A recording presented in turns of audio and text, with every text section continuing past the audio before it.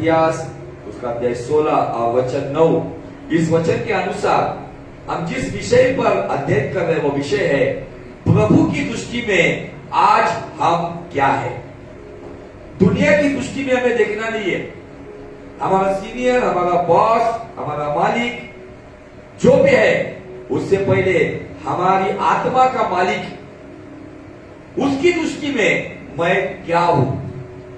और अगर उसकी दृष्टि में मैं योग्यता का हूं, उसकी दृष्टि में अगर मैं निष्कपट हूं, उसकी दृष्टिकोण में अगर मैं लायक हूं, तो मुझे और आपको डरने की कोई जरूरत नहीं है।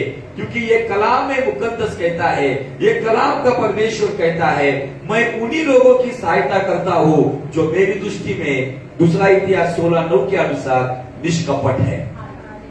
आइए पढ़े।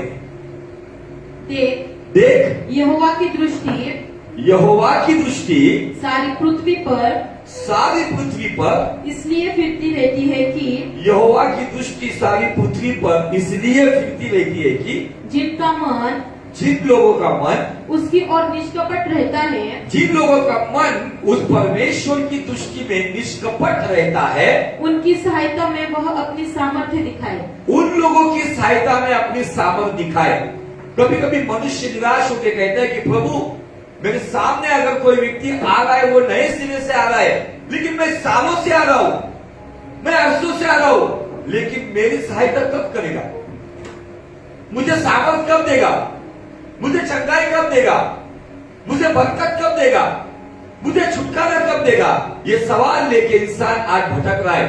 लेकिन ऐसे भटके हुए इंसान को आज उसके कलाम की ओर ध्यान लगाना होगा, क्योंकि नीति वचन 16:20 कहता है, जो उसकी कलाम की ओर अपना ध्यान लगाता है वही कल्याण प्राप्त करता है।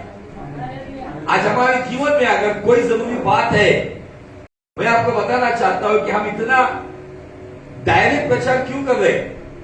बहुत सारी चर्चेस में डायरेक्ट प्रचार नहीं किया जाता है, बहुत सारी चर्चेस में गलतियां दिखाई नहीं जाती है, करेक्शन मैसेज नहीं दिया जाता है, क्योंकि उन्हें डर है कि चर्च का ऑफरिंग कम हो जाएगा, लोग कम हो जाएंगे, भीड़ कम हो जाएंगी। मुझे इन बातों का डर नहीं है। मुझे डर इस बात का है कि जो लोगों को मैं प्रचार कर रहा हूं, क्या वो परमेश्वर के राज्य में होंगे? फिर वो कितनी संख्या है, उस संख्या को महत्व नहीं है। मुझे एक ही बात का डर हर प्रार्थना में लगता है कि प्रभु, जिन लोगों को मैं प्रचार कर रहा हूं, जिन लोगों को मैं यहाँ पे फिजिकली बता रहा हूं या सोशल मीडिया पे जो लोग देख रहे हैं, क्या वो लोग वचन को ग्रहण करके हुए क्या उस तेरे राज्य में आएंगे? क्या केवल सुनने वाले बनेंगे? जो 4 प्रकार की जमीन प्रभु यीशु मसीह ने जो मिसाल हमें दी है कि वो जमीन जो केवल सुनते हैं, चिंता और परेशानियों में डूब जाते हैं, वो चिड़िया आती है और वचन का बीज चुग लेती है। वे वो लोग हैं जो रास्ते के समान है, जो आते हैं चर्च पे, लेकिन उनका जीवन आज भी रास्ते पर है। वो रास्ते पर बैठे हुए उस व्यक्ति के समान है जो इंसानों से आस रखता है। आज ऐसे मसीह है जो खुदा से अधिक इंसान से आस रखता है। ये पहली जमीन के बारे में यीशु मसीह ने कहा। दूसरी जमीन जिसे पथरीली जमीन कहा गया है, जहां पे बीज बोने के साथ थोड़ी बहुत मिट्टी होने के बावजूद वहां पे वो जल से बाहर आ गया, लेकिन बाइबल कहती है कि जैसे सूरज उगा वो पौधा जल गया। वे कौन लोग हैं जो वचन को आनंद से ग्रहण तो करते हैं, हालेलुया, प्रेज़ द लॉर्ड, आमीन कहते हैं, लेकिन बाइबल कहती है कि वचन की वजह से जब कलेश आता है, संकट आता है, तो ये लोग विनाश हो जाते हैं। इसीलिए यीशु मसीह ने कहा है कि केवल वचन सुनने वाले मत बनो, तो वचन के अनुसार चलने वाले बनो। यही बात याकूब भी कहता है कि केवल वचन सुनने वाले मत बनो, तो वचन के अनुसार चलने वाले बनो। हमने कितने वचन सुने। आज कोमल ने प्रार्थना की कि प्रभु, कोई भी वचन हमारे जीवन से जाया ना हो। और मैंने वैजापुर में, मनमाड़ में, अहमदनगर में, इन जगहों पर प्रभु पिछले कुछ दिनों में सेवकाई को लेकर गए। आप लोगों ने जो दुआई की, वो दुआ का फल यह है कि परमेश्वर ने वहां पर उन लोगों को बहुत बहुतायत से आशीषित किया। आपकी प्रार्थना परमेश्वर ने वहां पे काम किया। मैं आज वहां पर कुछ बात बताकर आया हूं, वही बात मैं यहां पर बता चुका हूं, फिर से एक बार बताना चाहता हूं। बाइबल कहता है, अगर आप पहला शामुएल का उसका अगर 3रा अध्याय पहला वचन अगर सुनोगे तो वहां पे बाइबल कहता है, उस समय शामुएल नबी के समय बाइबल कहता है कि शामुएल एली याजक के सम्मुख यहोवा की सेवकाई टहल करता था। और बाइबल यह कहता है कि उस वक्त वचन दुर्लभ था और दर्शन कम होता था। बाइबल कहता है 3रे अध्याय की शुरुआत में पहले शामुएल के वचन दुर्लभ था, लेकिन इसी 3रे अध्याय का अंत कहता है 21 वचन में, और यहोवा ने शिलो में फिर से दर्शन दिया, क्योंकि यहोवा ने अपने आप को शिलो में शामुएल पर अपने वचन के द्वारा प्रकट किया। पहला वचन कहता है वचन दुर्लभ है, दर्शन कम है, लेकिन इसी 3रे अध्याय का अंत कहता है तब मतलब कब? तब मतलब कब? उसके पीछे कुछ कारण है, कुछ घटनाएं हैं।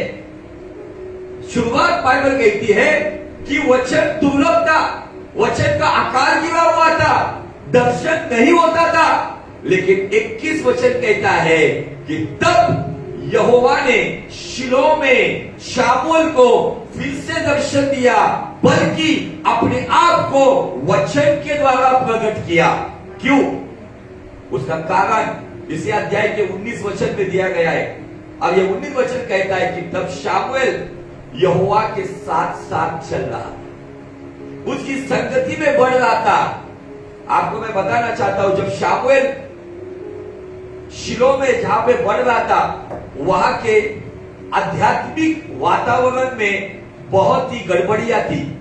आध्यात्मिक वातावरण पूरी तरह से बिगड़ा हुआ था। आध्यात्मिक वातावरण में याजक और महायाजक भ्रष्ट थे। आध्यात्मिक स्पिरिचुअल सेंटर में बहुत सारी गड़बड़ियां चल रही थी। उसके बावजूद एक बच्चा जो यहोवा के साथ साथ चलता था, क्या कहता है 19 वचन, कोई पढ़ेगा?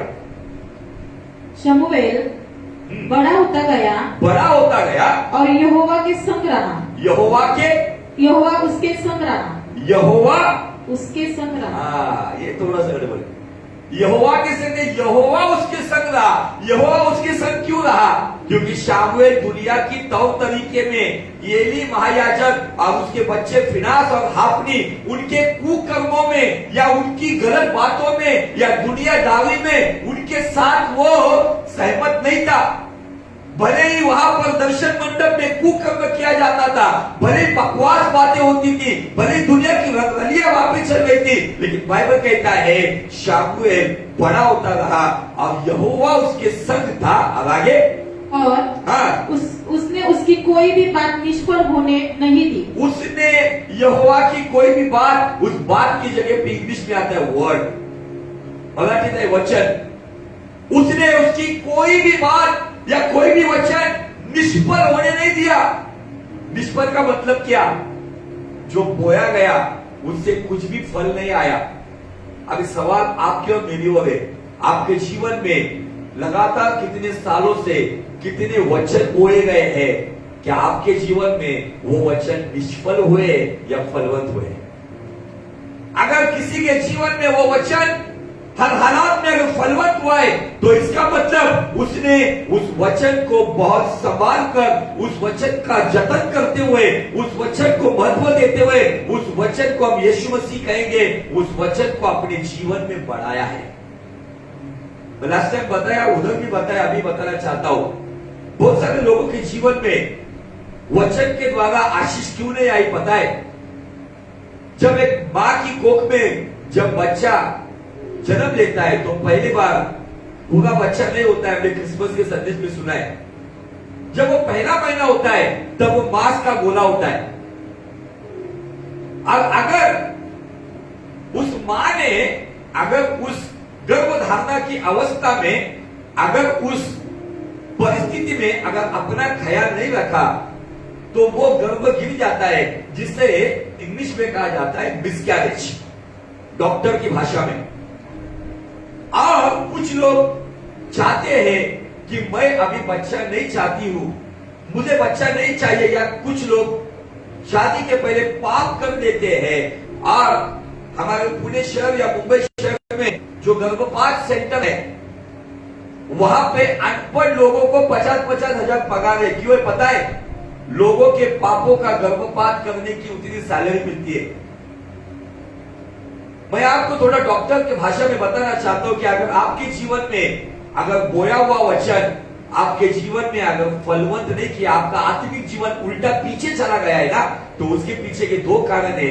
नंबर 1, आपने ख्याल ना रखने की वजह से उसका मिसकैरेज हुआ है, या नंबर 2, आपका आपका अहंकार, आप दुनिया के साथ घुल मिल जाने की वजह से आपने दुनिया की बातों को महत्व दिया और आपने खुद ने उस वचन का गर्भपात मतलब अबॉर्शन किया है। मैं थोड़ा सा मेडिकल लैंग्वेज में ये बात बता रहा हूं, चाहे सुनने के लिए थोड़ी कड़वी बात है, लेकिन सुनो, ये केवल स्त्रियों के लिए नहीं, पुरुषों के लिए है। क्योंकि बाइबल में ऐसे बहुत सारे एग्जाम्पल में दे सकता हूं कि पौलुस कहता है कि तुम्हें मसीह का पूरा स्वरूप जब तक नहीं आए तब तक मैं वो जच्चा की पीड़ा, मराठी दिले में प्रसूति वेदना घेता है। आज आपके और मेरे जीवन में अगर इतने वचन सुनने के बावजूद भी अगर मैं दुनियादारी में पढ़कर अगर मेरे सुने हुए वचन आज भी मेरे जीवन में अगर फलवंत नहीं हुए, तो उसके लिए जिम्मेदार बोलने वाला नहीं है, जिम्मेदार वचन नहीं है। जिसके आत्मिक गर्भ में वो वचन गया है ना, उस वचन को बाइबल कहता है कि यहोवा का कोई भी वचन शामुएल ने पहला शामुएल 3:19 में जाया होने नहीं दिया, निष्फल होने नहीं दिया। इसीलिए पहला शामुएल 3:21 में वचन कहता है शिलो में परमेश्वर ने उसे दूसरी बार दर्शन दिया, वो दर्शन वचन के द्वारा हुआ। आमीन। आज ये बात सुनने के वक्त शायद आपके कान में शायद तकलीफ होती होगी, लेकिन ये रियल फैक्ट बता रहा हूं मैं आज। क्या आपके जीवन में वचन निष्फल है या फलवंत है? पढ़ेंगे आप यशायाह नबी का अध्याय 55 और वचन 12 से पढ़ेंगे। 55, 12, 13 यशायाह नबी का आइज़ाया चैप्टर 55 and verse 12 and 13।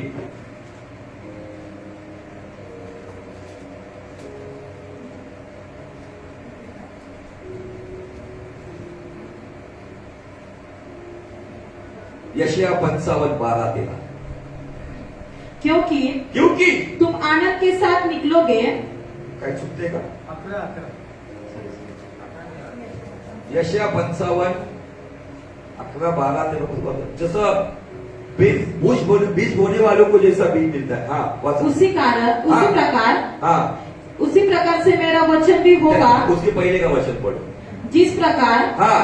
जिस प्रकार से वर्षा और हिम आकाश से गिरते हैं, जिस प्रकार से आकाश से वर्षा और बर्फबारी होती है, और वहाँ यो ही लौट नहीं जाते, वो यो ही लौट नहीं जाता है, वरन भूमि पर पड़कर, वो भूमि पर पड़ता है, बारिश या बर्फ भूमि पर पड़ता है, उपज उपजाते हैं। जो बीज बोया गया है उसके लिए सपोर्ट करते हुए उपज, जो बोया गया उपज आती है, जिससे बोने वाले को बीज और खाने वालों को रोटी मिलती है। बोने वाले को, उस किसान को फिर से एक बार बीज मिलती है, और आप और मैं जो दुकान से खरीद कर उसकी रोटी पकाते हैं। हाँ, उसी प्रकार से किस प्रकार से? जैसे बोने वाले के लिए बीज और खाने वाले के लिए बीज, जब तक वो प्रोडक्शन नहीं होता, उसी प्रकार से मेरा वचन भी होगा जो मेरे मुख से निकलता है, जो मेरे परमेश्वर के मुख से निकलता है, वह व्यर्थ ठहरकर निष्फल कह सकते हो आप, निष्फल ठहरकर मेरे पास नहीं लौटेगा। आगे, परंतु हाँ, जो मेरी इच्छा है उसे वह पूरा करेगा। और जिस काम के लिए मैंने उसको भेजा है, किसको भेजा है? वचन को भेजा है, उसे वह सफल करेगा। निष्फल कहा है क्या वहां पे? What is the purpose of behind the word of God? परमेश्वर के वचन को कलीसिया में पासवान के द्वारा कलीसिया में परमेश्वर ने भेजने के पीछे का मकसद क्या है, उद्देश्य क्या है, उस मकसद को अब उस उद्देश्य को वो कहता है जैसे बोने वाले के लिए बीज और खाने वाले के लिए उसी बीज की रोटी, जब तक वो बीज मैं देता हूं वो पूरी तरह से खाने वाले के लिए फायदेमंद और बोने वाले के लिए फायदेमंद जब तक होता है, वो वर्षा के ऊपर ही बात कर रहा है। और आगे कहता है उसी तरीके से मेरा वचन तुम्हारे जीवन में सफल होगा। और उस वचन में दो बातें हैं, नंबर 1 खुदा की मर्जी, नंबर 2 खुदा का काम। अभी सवाल मेरा ये, आपके पास कितने वचन आए जिस वचन में मेरी मर्जी नहीं, जिस वचन में मेरा काम नहीं, जो वचन प्रचार किया गया, जो वचन आप सुनते हैं, उस वचन के पीछे परमेश्वर के 2 पर्पस है। हर एक संदेश के पीछे परमेश्वर के 2 पर्पस है, नंबर 1 खुदा की इच्छा, नंबर 2 खुदा का काम। इसीलिए आदि में वचन था, वचन परमेश्वर के साथ था, वचन परमेश्वर था, सब कुछ वचन के द्वारा हुआ। वचन देहधारी हुआ, यीशु मसीह खुदा का कलमा बनकर मरियम के पेट में देहधारी हुआ। और जब वो चलता फिरता था तब वो क्या करता था, तब वो पिता की मर्जी, पिता की इच्छा पूरी करता था। और वो कहता है मैं पिता का काम भी करता हूं। हालेलुया। यीशु मसीह परफेक्टली परमेश्वर का कलाम बनकर, कलाम का जो मकसद है वो कलाम सूली पर जाने तक, कब्र से बाहर आने तक, अधोलोक में उतरने तक, स्वर्ग से आसन पर जाने तक, उस कलाम ने खुदावन यीशु मसीह जो खुदा का कलाम जो पिता ने 2021 साल पहले इस पापी दुनिया की जमीन में बोया था, वो इस दुनिया में आया साधारण मनुष्य बनकर। और उसने हर हालात में, सकारात्मक और नकारात्मक स्थिति में उसने पिता की मर्जी को पूरा किया। इसीलिए उसने हमें वो प्रार्थना सिखाई, जैसे तेरी मर्जी आसमान में पूरी होती, जैसे तेरी मर्जी आसमान में पूरी होती, वैसे है तेरी मर्जी जगत में पूरी हो जाए। Hallelujah, praise the Lord. मैं जब इस वचन के पास आता हूं ना, तब मैं अपने आप की जांच करता हूं, मैंने कितने कलाम, कितने वचन सुने और कितने निष्फल हुए हैं और कितने फलवंत हुए हैं। कितने कलाम मैंने पवित्रता के ऊपर सीखे, मैंने ग्रहण किए हैं, किसी प्रचारक के पास से, किसी आदरणीय सेवक के पास से, मैं भी कोई सीनियर सेवक के पास से मैंने सुना है। लेकिन मैं खुद की ओर देखता हूं, कलीसिया तो बाद में। कितने प्रचार मैंने और भेजे गए हैं, कितने कलाम मुझे सुनाए गए हैं, लेकिन कितने कलाम मेरे जीवन की भूमि पर निष्फल हुए हैं या फलवंत हुए हैं।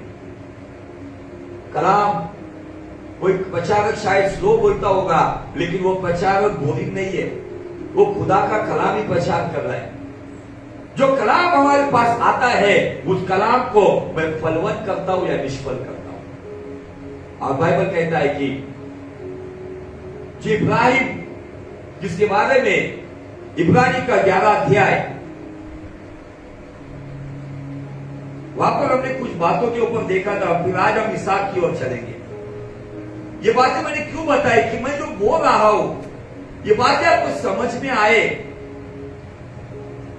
कि वचन को महत्व क्यों देना है।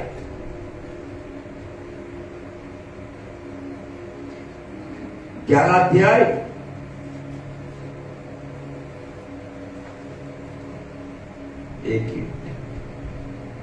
17 वचन।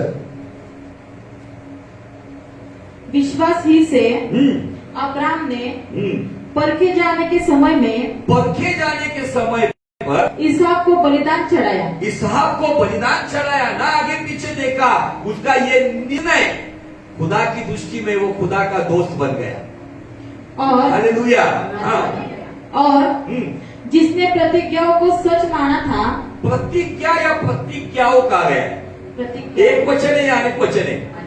उसी प्रतिज्ञा को हम वचन भी कहते हैं. मराठीमध्ये दिले की ज्याला वचने मिळाली होती. ऐसा ही लिखा है कि 17वें वचन में पढ़ो जरा मराठी. विश्वासाने अब्रामाने आपली परीक्षा होत असता इसहाकाचे अर्पण केले, म्हणजे ज्याला वचने मिळाली. हाँ, जिसे क्या मिला था? वचने, वचन मिला था. बहुत सारे वचन यहोवा आता था, उससे बात करता था. उस वक्त उसके पास लिख के रखने वाली कोई बात नहीं थी. ये लिखने की बात तो मूसा ने की है, लेकिन जितना भी उसने परमेश्वर से सुना था ना, उन वचनों को उसने अपने आत्मिक गर्भ में संभाल कर रखा था. उसको जाया नहीं होने दिया. एक गड़बड़ी बीच में हो गई, उसको छोड़कर इब्राहिम परमेश्वर के साथ ईमानदार था. जिसको वचन मिला था, जिन वचनों को उसने ग्रहण किया था, उन वचनों में क्या है? उन वचनों में खुदा की इच्छा, परमेश्वर की इच्छा, यीशु की इच्छा और उसका काम है. अब उन बातों को उसने अपने जीवन में निष्फल होने नहीं दिया. अब यही बात शामुएल के बारे में हमें दिखती है. आज शामुएल का टाइम खत्म हो गया, इब्राहिम का टाइम खत्म हो गया. Now our time. अभी हमारा टाइम है.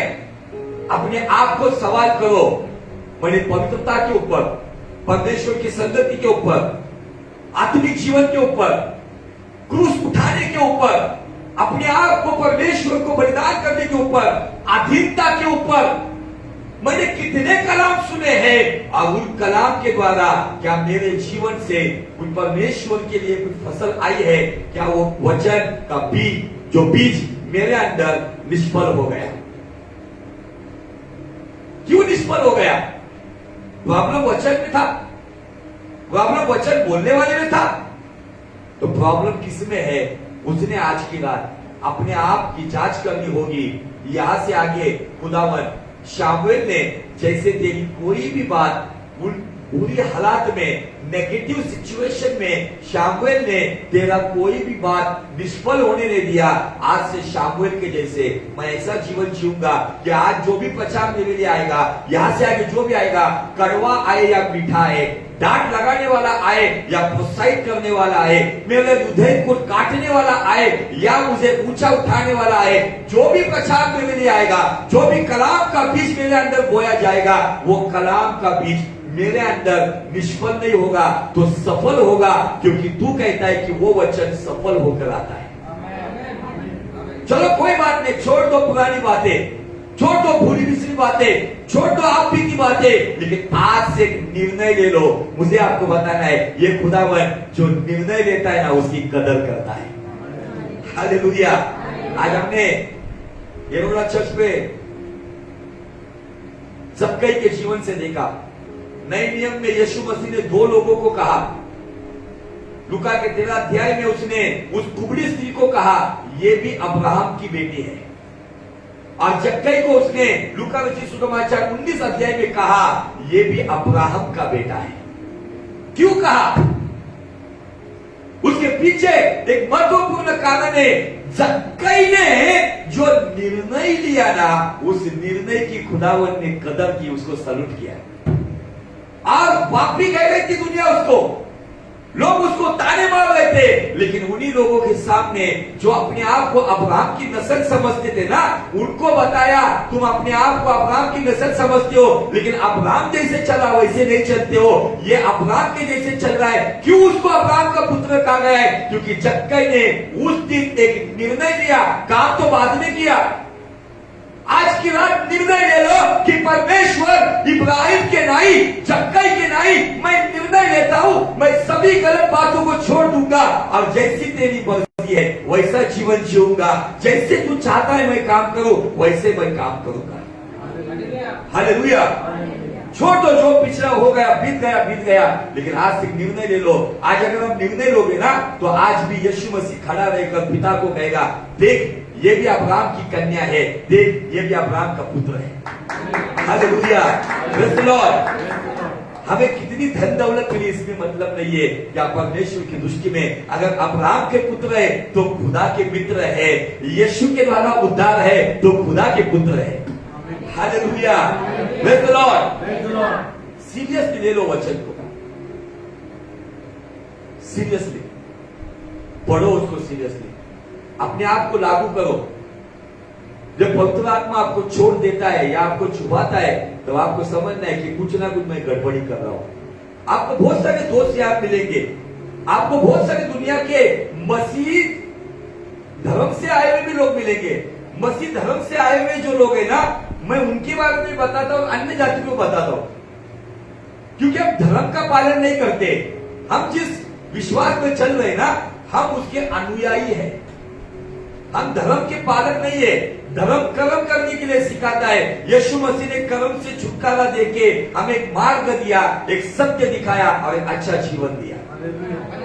Hallelujah, praise the Lord. आज तुम्हें और मुझे इन बातों को देखना होगा। क्या फिर अगर आपने आज निर्णय लिया है ना, तो उस निर्णय के बाद आपको आज से आपकी संगति जो भले आपको अच्छी लगती है लेकिन खुदा की दृष्टिकोण में योग्य नहीं है, उस संगति को कट करना होगा। आपकी गलत संगति, गलत फ्रेंडशिप को भी आपको त्यागना होगा। है त्यागने को तैयार? इब्राहिम की संतान कब होगी? जब खुदावन ने कहा इब्राहिम चला जा मेरे पीछे। उसने हरान के प्रदेश में उसने उस इलाके को छोड़कर यहोवा ने कहा कि चल शकेम की ओर, वो शकेम की ओर चला। यहोवा ने कहा चल बेथेल की ओर, वो बेथेल की ओर चला। और जब लूत को भी उसने जाने को कहा, जब लूत को अलग कर दिया गया, तब परमेश्वर ने कहा चल हेब्रोन की ओर, तब वो हेब्रोन की ओर आया। वो पीछे मुड़कर वो इस संगति के पीछे नहीं गया। इब्राहिम का दोस्त केवल परमेश्वर ही था। मैं ये नहीं कहता हूं कि आपकी दोस्त यारी होनी चाहिए, लेकिन दोस्त यारी में भी आप चुनाव करना चाहिए, परखना चाहिए कि मैं किसके साथ हूं। मेरी दोस्ती यारी किसके साथ है, मेरा रिलेशन किसके साथ है, क्या सच में वो आत्मिक है? आज असली और नकली का भेद अगर हमें समझता नहीं, इसका मतलब सालों से वचन हमारे अंदर निष्फल हो रहा है, क्योंकि खुदा के वचन को उजाला कहा गया है। अगर वो उजाला है ना, अब वो उजाले को लेकर आप चलोगे ना, तो आपकी संगति में का अंधकार आपको वचन का उजाला ही दिखेगा। जरूरत नहीं मुझे किसी का मार्गदर्शन लेने की, खुदा का कलाम मुझे मार्गदर्शन करेगा। आज बहुत सारी जगह पर हम क्यों ठोकर खा रहे, हमारे निर्णय क्यों गलत हो गए? क्योंकि हमारा निर्णय परमेश्वर पवित्र आत्मा के पक्ष में नहीं है, तो इस दुनिया की दुष्ट शक्तियों के साथ में हमारा निर्णय बनता है। इसलिए बनावटी जीवन जीना छोड़ देना है। आज से निर्णय ले लो। जक्कई को कब कहा गया? क्योंकि जक्कई भी दुनिया की पापी जीवन में जीने वाला था। और क्यों ना जिए? बाइबल कहता है कि यरीहो शहर का वो मुख्य चुंगी लेने वाला मुख्य टैक्स कलेक्टर था। आज की डेट में एक बड़ा टैक्स कलेक्टर, एक टैक्स कमिश्नर की लेवल का व्यक्ति था। उस व्यक्ति ने एक झटके में निर्णय लिया, प्रभु अगर अन्याय से मैंने किसका लिया होगा तो उसको चौगुना फेंक देता हूं। प्रभु जो दीन दरिद्री लोग हैं उन्हें मैं मेरी आधी प्रॉपर्टी दे देता हूं। उसका ये निर्णय यीशु मसीह खड़ा रहता है, कहता है आज इस घराने को उठाना है। यीशु मसीह कहता है ये भी अब्राहम क्यों अब्राहम का पुत्र है? क्योंकि उसने ये नहीं कहा कि प्रभु सोचता हूं। कुछ लोग अपनी गंदी आदत को छोड़ने के लिए सोचते हैं, किसी तारीख की वेट करते हैं। आज ही दिन है निर्णय लेने का। इब्राहिम ने जब आवाज सुना ना, तो इब्राहिम ने ये नहीं कहा रुक प्रभु थोड़ा सा देखता हूं। जब चेला उसको यीशु मसीह ने कहा कि चल मेरे पीछे हो ले, तो वो कहता है कि प्रभु रुक, मेरे बाप को दफनाने दे, उसको मिट्टी डालने दे, उसके बाद में तेरे पीछे आता हूं। तो प्रभु ने कहा मुर्दों को अपने मुर्दे मिट्टी देगी। वो व्यक्ति नहीं आ सका प्रभु के पीछे। वो व्यक्ति है जो अभी व्यस्त है। इसका मतलब हमें काम धंधा नहीं करना है, वो बात अलग है। लेकिन जब प्रभु आज कहता है ना, एक निर्णय ले और मेरे पीछे हो ले, और अभी भी हम अगर उन मुर्दों को गाड़ने के पीछे है, तो मुझे आपको बता दें कि यीशु मसीह उस चेले के पास फिर से नहीं गया, उसको फिर से फोर्स नहीं किया। आज की रात वो हमें कहता है कौन निर्णय लेगा? यशायाह नबी को एक ही बार आवाज सुनाई दी, कौन आएगा हमारे लिए, कौन जाएगा हमारे लिए? एक ही आवाज उसने आवाज सुना, और उसी बात को सुनकर वो जोर से कहता है प्रभु मैं हूं, मुझे भेज। पुराना नियम कहता है, क्या कहता है पुराना नियम? कौन जाएगा। लेकिन नया नियम क्या कहता है? जाओ। हालेलुया। पुराना नियम कहता है कौन जाएगा निर्णय, लेकिन नया नियम यीशु मसीह कहता है जाओ इस सृष्टि में सारे अन्य जातियों में सुसमाचार की घोषणा करो। जाओ। नया नियम कहता है कौन जाएगा, नया नियम कहता है जाओ। लेकिन आज अगर जो निर्णय लेगा, अगर आप प्रभु भोज लेते हो तो प्रभु भोज के पीछे का मकसद हमने पिछले संडे देख लिया है। एक थोड़ा सा चेंजेस मैं अगले महीने से करने जा रहा हूं कि कुछ लोगों को जॉब की वजह से या कुछ समस्याओं की वजह से वो प्रभु भोज जो हमारा सेकेंड संडे होता है वो ले नहीं पाते। अगले महीने से हम दूसरा संडे भी प्रभु भोज रखेंगे और चौथा संडे भी प्रभु भोज रखेंगे। आप उसके हिसाब से आपकी ड्यूटी को एडजस्ट करना। आपको अगर सेकेंड में नहीं मिला तो आप फोर्थ में ले सकते हो, अगर आपको फोर्थ में नहीं मिला तो आप सेकेंड में ले सकते हो। आपके लिए कर रहा हो, बाकी कुछ नहीं। लेकिन उसके पीछे का मकसद क्या है? उसके पीछे का मकसद यह है कि जितने बार उस रोटी से आप खाते हैं, जितने बार उस प्याले से पीते हैं, उतने बार प्रभु की मृत्यु और उसके आने की घोषणा करते हैं। मतलब सुसमाचार की घोषणा करें। जो आपको ट्रैक्स दिए गए ट्रैक्स को बांटो। आप फिलिपियों की पत्री उसका पहला अध्याय वचन 20 में दिया है, सुसमाचार के अनुसार अपना जीवन जियो। जो सुसमाचार आपने बताया है ना लोगों को, उस परमेश्वर की इच्छा जीवन जियो। आमीन, हालेलुया, प्रेज़ द लॉर्ड। बोलो यीशु मसीह की जय। क्या आज आप निर्णय लेंगे? आपको हर दिन छोटे छोटे निर्णय लेने होंगे। हर दिन आपको छोटे छोटे निर्णय लेने होंगे। जो गलत है उसको त्यागना है, जो योग्य है उसके पीछे चलना है। आपको मोबाइल यूज करने में निर्णय लेने होंगे। आपको कितना टाइम उसको देना है वो भी निर्णय लेना होगा। आपको कौन सी बातें उसमें देखनी है वो भी निर्णय लेना होगा। आपको उसमें गेम खेलना है कि आपको प्रार्थना में समय देना है, ये भी निर्णय लेना होगा। लोगों को गेम खेलने में अच्छा होगा गवर्नमेंट ने ये सब फालतू चीज बंद कर दी है। कौन सा गेम चलता था? पबजी। पबजी को छोड़ो और अभी पबजी को पकड़ो। टिकटॉक, अगर टिकटॉक में रहोगे तो अधोलोक में ठॉप ठॉप। कैसे कैसे? अभी वो चाइना का एप्लीकेशन बंद होगा तो लोगों ने इंडियन एप्लीकेशन भी अपनाया है। क्या हमारे पास बिब्लिकल एप्लीकेशन है? क्या बिब्लिकल पैटर्न में चलते हैं? बहुत सारे लोग घर घर में अभी है ना, बहुत सारे फोटोग्राफर वीडियोग्राफर घर घर में पैदा हो रहे। अभी जरूरत नहीं किसी को जाकर किधर भी खड़े लेके कैसी भी हम लोग। एक प्रचार कर रहा था, उसके पास एक लड़की ने आकर कहा, पास्टर जी आपको पता है मेरे मोबाइल में कितने मेरे फोटोज है? पास्टर जी ने कहा कितने हैं? कम से कम 10,000 है। उन्होंने कहा आ जाते 10,000 दुष्ट आत्मा आज ही निकालता हूं मैं।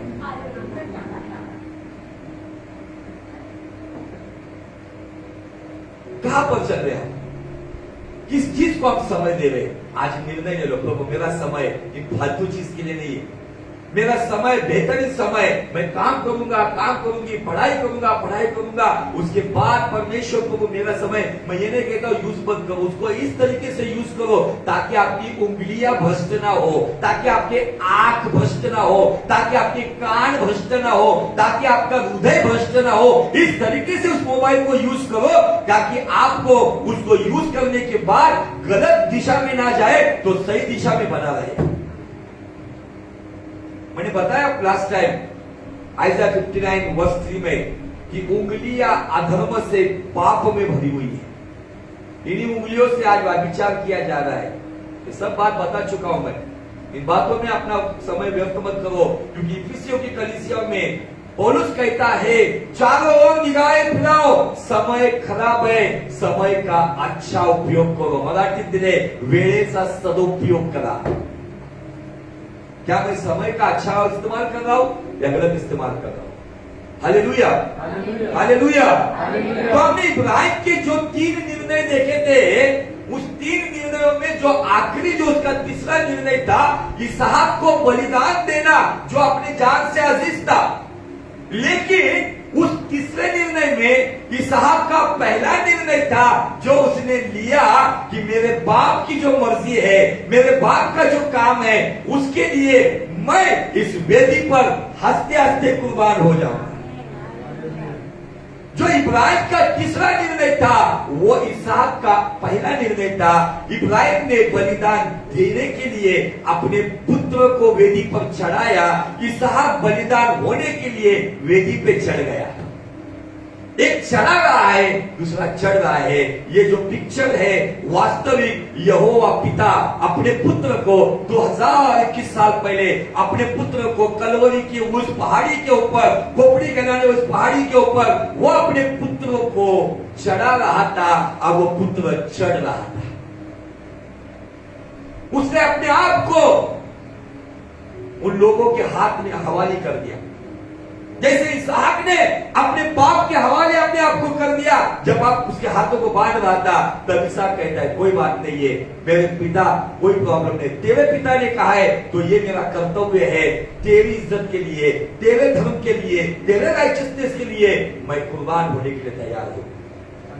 क्योंकि इसहाक को पकड़कर वो सोता था, इसहाक को बचपन से वो यहोवा पिता की बात बताता था कि परमेश्वर ने किस तरीके से मुझे तुझे दिया है, किस तरीके से मैंने तुझे पाया है, किस तरीके से तेरा अलौकिक रीति से जन्म हुआ है, कैसे तू इस दुनिया में आया है, ये बातें वो बचपन से देख रहा था। और इसहाक के अंदर पैदाइशी स्वरूप में यहोवा पिता के लिए एक बेइंतहा मोहब्बत थी, इसीलिए स्वर्गीय पिता के मोहब्बत के लिए, अपनी बाप की मोहब्बत के लिए वो हंसते हंसते उस वेदी पे चढ़ गया। अगर चाहता था वो अपने बाप को धक्का देकर चला जाता था, लेकिन यही बात क्या हुई पता है आपको? यही बात की वजह से बाइबल कहती है याकूब की किताब में कि इब्राहिम परमेश्वर का मित्र हो गया। ये बार बार मैं क्यों बता रहा हूं? आपको बोरिंग लगता होगा, नो प्रॉब्लम, लेकिन बार बार इसलिए बता रहा हूं ताकि आपको समझ में आए कि खुदावन किस तरीके से हमसे मोहब्बत करता है। मसीहत बलिदान मांगता है, मसीहत बलिदान मांगता है हमारे सभी गलत बातों का, मसीहत बलिदान मांगता है हमारी गलत संगति का, मसीहत बलिदान मांगता है हमारी गलत सोच का। अगर इन बातों का बलिदान देते हैं तो वही व्यक्ति है वो अपने आप को मसीह कहला सकता है। हालेलुया, प्रेज़ द लॉर्ड, बोलो यीशु मसीह की जय। फिर हम आज केवल थोड़ा सा टाइटल देखेंगे जिस पर हमने प्रचार सुना भी होगा, लेकिन तो भी हमारा जो टॉपिक चल रहा है कि हम खुदा की दृष्टि में चलने वाले लोगों का जीवन देख रहे। उसमें इब्राहिम के बाद नंबर आता है इसहाक का। इसहाक का पहला निर्णय उसने अपने माँ बाप के हक में जो लिया, उसके वजह से उसके माँ बाप को धर्मी कहलाने का हक मिला। जो जवान बच्चे यहाँ पर गौर से सुनो, जो फेसबुक मीडिया से देखेंगे वो भी गौर से सुनो। अगर आप आपकी दुनिया की मोहब्बत को अपने माँ बाप के लिए कुर्बान करोगे ना, ये कुर्बानी जाया नहीं जाएगी। आपके माँ बाप की इज्जत को आप बनाए रखोगे और इसी बात की वजह से समाज और चर्च आपके माँ बाप को और इज्जत देंगे और महिमा के साथ देखेंगे। ऐसा कोई निर्णय मत लो ताकि आपके वजह से आपके माँ बाप को नजरें झुकाने की समय आए। ऐसा कोई निर्णय मत लो कि आपकी वजह से आपका बाप गर्दन झुकाकर जाए। ऐसा निर्णय ले लो कि आपके वजह से आपका बाप सीना तान कर चले। Hallelujah, hallelujah. आइए हम वहीं पर चलते, जस्ट थोड़ा सा उस पॉइंट को देखेंगे, फिर आज रुकेंगे आप। उत्पत्ति का 26 अध्याय, यहाँ पे इसहाक का दूसरा निर्णय, बोलो दूसरा निर्णय। पहले निर्णय में वो छोटा था, शायद 12-15 साल का, लेकिन वो निर्णय परमेश्वर की और करीब लेकर आया। इसहाक ने अनुभव लिया, पिता ने मांगा था बलिदान मेरे बाप के पास, लेकिन वो बलिदान लिया नहीं। उसी वक्त जब स्वर्ग से आवाज आई होगी तो वो आवाज केवल इब्राहिम ने सुनी क्या? वो आवाज इसहाक ने भी सुनी होगी, इब्राहिम इब्राहिम रुक जा, मेरी परीक्षा में तू पास हो गया। तब यह आवाज इसहाक ने भी सुनी और इसहाक का भी हृदय परमेश्वर की मोहब्बत से भर गया। ताकि इसहाक सोच रहा होगा कि अभी मेरा टाइम खत्म, और उसी खुशी के साथ मैं सोचता हूं कि इब्राहिम उसके हाथों को जहां पे बांधा था उस रस्सियों को खोल रहा था, उसके पैरों को खोल रहा था और उसको उतारा, और जो मेमना वहां पे मिला था उस मेमने को लेकर इन दोनों ने बलिदान चढ़ाया। वहां पे पहला बलिदान इसहाक ने भी चढ़ाया। भले उसका पहला निर्णय था, उस पहले निर्णय के बाद परमेश्वर का बलिदान करने का एक सुअवसर इसहाक को मिला था। हालेलुया, इसके पहले बलिदान इब्राहिम अकेला चढ़ाता था, लेकिन उस वक्त बलिदान बेटा और बाप चढ़ाता था। मुझे आज बताना है कि आप जो बच्चे यहाँ पर, आपके माँ बाप और आप एक साथ खुदा को कुर्बान हो गए, खुदा को बलिदान चढ़ाओगे। खुदावन आप दोनों का परिवार से जब उसको धूप चढ़ाया जाता है प्रार्थनाओं का, जब परिवार इकट्ठा आके दुआ करता है ना, वहां पे परमेश्वर एक बड़ी स्माइल देता है। हालेलुया। बहुत सारे परिवारों में कहते हैं तू तेरी प्रार्थना कर, मैं तेरी कर। वो इधर एक का मुंह दूसरे का मुंह। जो परिवार इकट्ठा आकर जब दुआ करता है ना, उस परिवार में खुदा एक अच्छी स्माइल देता है। आमीन, हालेलुया। इसहाक की बात हम यहाँ पर देखते हैं कि इसहाक वहां पे अपने बाप के साथ उस झाड़ी में अपने सिंग फंसाया हुआ जो मेमना उन्हें मिला, परमेश्वर ने कहा इस मेमने को उठा और उसको बलिदान कर। तब इस माँ बाप बेटे ने और बाप ने उठाकर उस मेमने को बलिदान किया और हंसते हंसते आनंद करते हुए झूमते हुए नीचे आए। और सेवकों को भी उन्होंने यही कहा था, हम ऊपर जाकर यहोवा की इबादत करके आते हैं। सेवकों के पास आए और हंसते हंसते घर चले गए। ये बात सारा को पता भी नहीं होगी। हालेलुया। सभी बात सारा को मत बताओ, तो सारा तुम्हारा सारा काम बिगाड़ देगी। हालेलुया। यहाँ पे बैठे हुए इब्राहिम, फेसबुक मीडिया से देखने वाले इब्राहिम, कुछ बातें जो व्यक्तिगत बलिदान की है, ये सारी बातें अपनी सारा के साथ शेयर मत करो, नहीं तो आपका सारा काम बिगाड़ देगी। आमीन, हालेलुया। बोलो यीशु मसीह की जय। चलते अभी हम एक 5 मिनट में बात करूंगा, फिर हम इमीडिएट प्रार्थना के लिए, जिनको प्रार्थना करवानी हो प्रार्थना के लिए आगे आएंगे। उत्पत्ति का 26 अध्याय और वचन 1 से आगे। उस देश में हाँ, अकाल पड़ा, उस देश में अकाल पड़ा जहां पर इसहाक रहता था। यह उस पहले अकाल से अलग था। यह अकाल उस पहले अकाल से अलग था। शायद अभी कुछ अफवाहें आ गई है, जो पिछले साल का अकाल था रोने वाला, शायद इस साल का अकाल उससे अलग होगा। लेकिन इस वचन को मैं प्रॉफिटिकली आपको प्रीच करना चाहता हूं कि जैसे पिछले साल का अकाल हमने देखा है, उससे भी बुरा अकाल इस साल का होगा। सुनो आगे। जो अब्राहम के दिनों में पड़ा था, जो अब्राहम के दिनों में पड़ा था, इसका मतलब इसहाक के दिनों में जो अकाल पड़ा था, वो अकाल अब्राहम के दिनों से अलग था। बहुत ही खराब होगा, तकलीफ वाला होगा, समस्याओं से भरा होगा। अब उस वक्त मुझे बहुत बेहतर बात यहाँ पे दिखती है। देखो आगे क्या हुआ। इसलिए इसहाक गरार को फलिस्तियों के राजा अबीमेलेक के पास गया।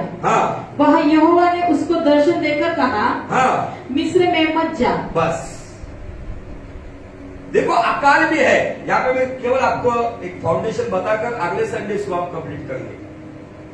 अकाल गिरा हुआ एक बड़ा अकाल है जो इब्राहिम के समय में था। तब इब्राहिम, अगर आप देखेंगे पीछे पढ़ोगे, तब इब्राहिम अकाल के समय मिस्र में गया था।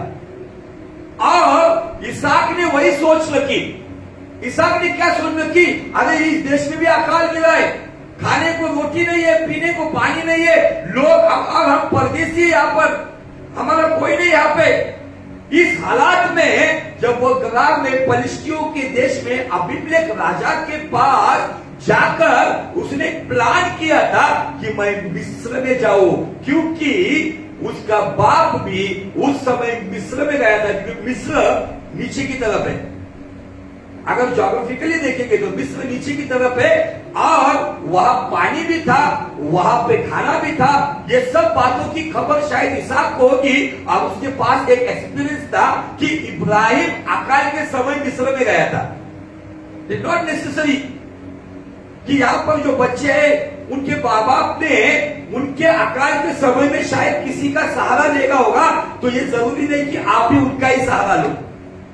आपको दर्शन प्राप्त करना होगा खुदा की ओर से। आज का जो जनरेशन, जो यूथ जनरेशन है, गौर से सुनो, आने वाले दिन आपके लिए बहुत खराब है। मैं डायरेक्ट बताता हूं आपको, ऐसे ऐसी गलत डॉक्ट्रिन्स आ रही है, ऐसे ऐसी लुभावनी बातें आ रही है, ऐसे ऐसी अट्रैक्शन बातें आ रही है, शारीरिक कुकर्म की बातें आ रही है। इन बातों में वही लोग बचे रहेंगे जो इसहाक के नाई यहोवा का दर्शन पाएंगे। बहुत सारे ट्रैप्स है आपके लिए, एक ट्रैप नहीं है, बहुत सारे ट्रैप्स है आपके लिए। इन ट्रैप से अगर आपको बचना है, जैसे आपका बाप अब्राहम उस परमेश्वर के साथ चला, वैसे आपको उसके पीछे चलना होगा। बाइबल यहां पे कहता है, उसने एक सोच रखी, मेरा बाप भी मिस्र में गया था, चलो अबीमेलेक के पास से अभी हम निकलते। मिस्र में जाने का वो प्लान ही कर रहा था, सडनली परमेश्वर उसे दर्शन देता है। खुशी की बात क्या है?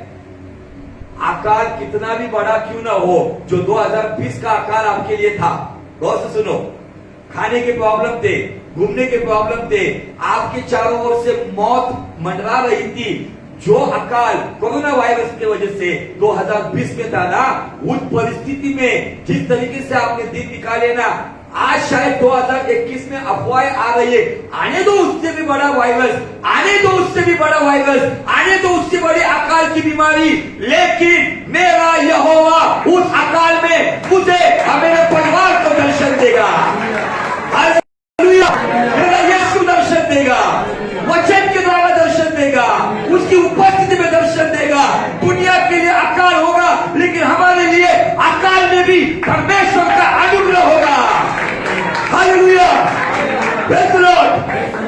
बाइबल कहती है, अकाल के समय यहोवा ने इब्राहिम को दर्शन नहीं दिया था, लेकिन अकाल के समय में यहोवा ने इसहाक को दर्शन दिया। अब दर्शन में उसने एक ही बात कही, नीचे मिस्र में मत जा। गौर से सुनो, नीचे मिस्र में मत जा। अगर तू नहीं जाएगा तो जो भी 6-7 आशीष वहां पे लिखी गई है, ये आशीष मैं तुझे दूंगा और इसी देश में मैं तुझे मालिक बनाऊंगा। इसहाक का ये दूसरा निर्णय था। ये दूसरे निर्णय के द्वारा जो उसने पाया, वो बातें हम अगले संडे देखेंगे। अगले संडे उस आशा से आओ कि मैं कुछ अद्भुत बातें खुदा की ओर से सुनकर जाऊंगा। अगले संडे उस आशा से आओ कि अगले संडे मेरे जीवन में परमेश्वर इसहाक का जो दूसरा निर्णय है वो मेरे लिए भी है, आपको भी बाइबल कहता है। भले अकाल आए, भले बहुत सारे परीक्षाएं आए, बहुत सारे आकर्षक बातें आए, नीचे मिस्र में मत जा। नीचे मिस्र में मतलब, मिस्र का मतलब है संसार। रोमियो का 12:2 कहता है, इस संसार के सदृश मत बनो। हम संसारिक नहीं है, इस संसार से यीशु मसीह ने हमें चुन लिया है। जब हम मसीह के साथ चलते हैं, आत्मिक जीवन जीते हैं, दुष्टा में मिस्र की ओर नीचे लेके जाने की नाना प्रकार की युक्तियां लेकर आता है, नाना प्रकार के ट्रैप्स को लेकर आता है। उन हालात में हमें देखने होगी, क्या उस मिस्र में मेरी कोई दोस्त तो नहीं है, मेरा कोई फ्रेंड तो नहीं है, या कोई रिश्तेदार तो नहीं है, या कोई गलत संगति तो नहीं है, मिल बैठेंगे 2 यार, वो तो नहीं है। उस संगति में मिस्र संसार को दर्शाया जाता है, और बाइबल का परमेश्वर इसहाक को दर्शन देता और कहता है, इसहाक नीचे मिस्र में मत जा। ये दूसरा निर्णय हम देखेंगे। तीसरा निर्णय के लिए टाइम है। ये दूसरा निर्णय किस हालात में उसने लिया, किन परिस्थितियों का सामना उसको करना पड़ा, किस तरीके से उसके निर्णय के साथ उसके खिलाफ उसके परिवार वाले भी हो गए थे, लेकिन इस निर्णय के साथ वो पक्का बना रहा, और इसी के वजह से उसने क्या क्या पाया वो हम अगले संडे देखेंगे। आज आप जाते वक्त, आज सुबह ही मैं भाई सूरज पेमानी का 2 मिनट का क्लिप देखा। उसने कहा कि किधर है वो लोग, कलीसिया में वो लोग कहाँ है।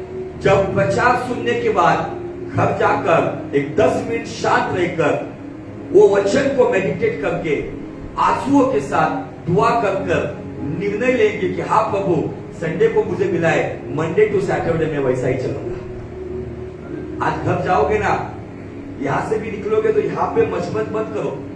आपन ने बातचीत नहीं किया तो भी चलेगा, लेकिन जो सीरियसली वर्ड ऑफ गॉड आपको मिला है, मैं नीचे संसार में नहीं जाऊंगा। मिस्र का मतलब है संसार, संसार की बातें, संसार के प्रलोभन, संसार के अट्रैक्शन। हमारे पास हाथ में ही संसार है जिसका नाम है मोबाइल। उसमें भी नीचे मत जा, ऊपरी ऊपरी खेल जितना है उतना। अगर उसमें भी मैं डीप जाता हूं तो ये संसार मुझे खत्म कर देगा। नाव का संसार पानी है, लेकिन नाव पानी पे चलती है। नाव पानी पे चलती है, पानी को पीती नहीं है। हम संसार में है, उस तराई में, उस नाव में हम हैं। हमें उस संसार में चलना है, लेकिन संसार का बनना नहीं है। हालेलुया। क्योंकि संसार से अलग करने के लिए उस परमेश्वर यीशु मसीह की लहू की आखिरी धारा को बहा दिया गया है। नीचे मिस्र में मत जाओ। आज निर्णय ले लो, प्रभु मैं नीचे मिस्र में या संसार की बातों में जो तुझे अच्छी नहीं लगती,